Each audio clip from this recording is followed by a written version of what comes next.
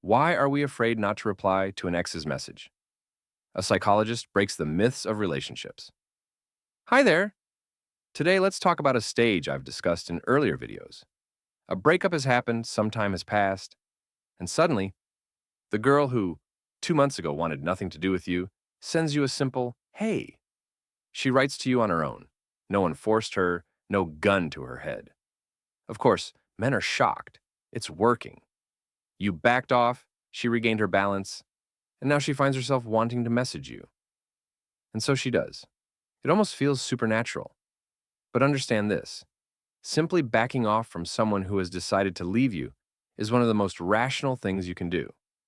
And in a sea of irrational behavior, rationality stands out and increases your perceived value.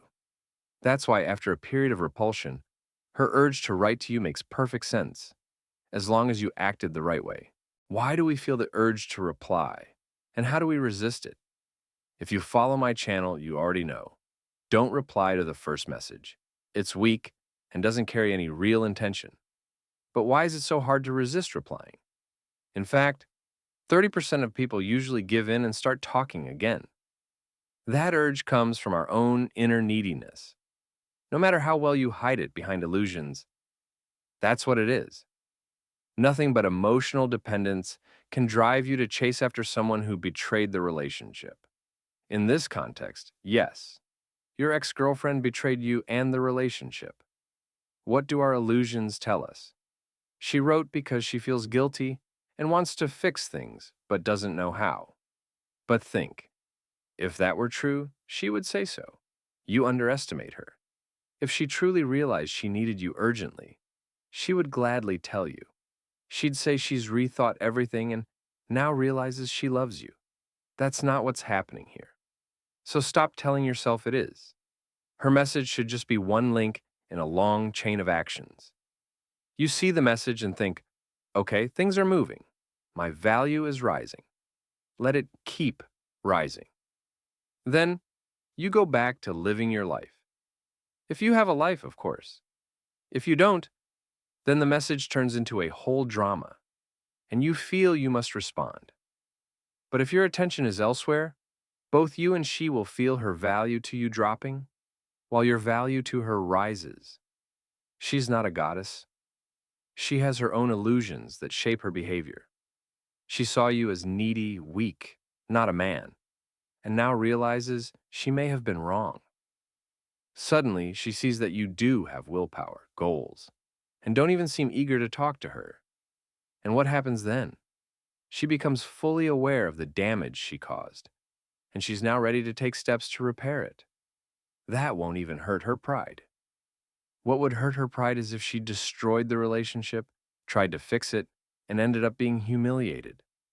But if her actions are truly aimed at restoring the relationship, they won't damage her ego.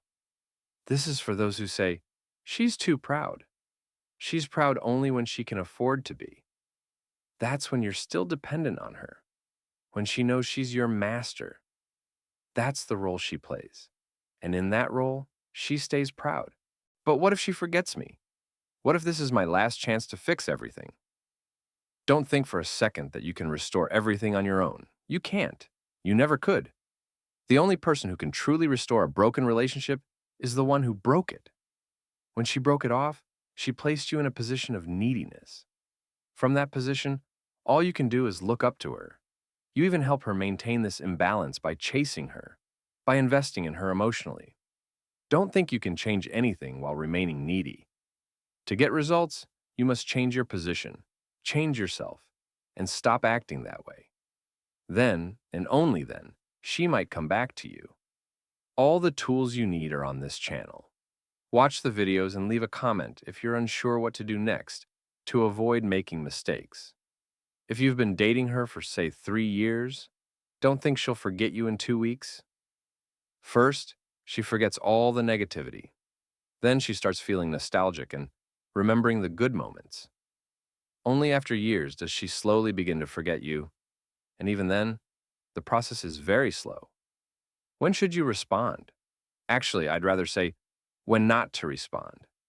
If you still think your reply might change everything, or that this is your last chance. You're still too weak to engage with her. When her message feels like just a message, not a source of hope or drama, then you can consider replying. But first, rebuild yourself.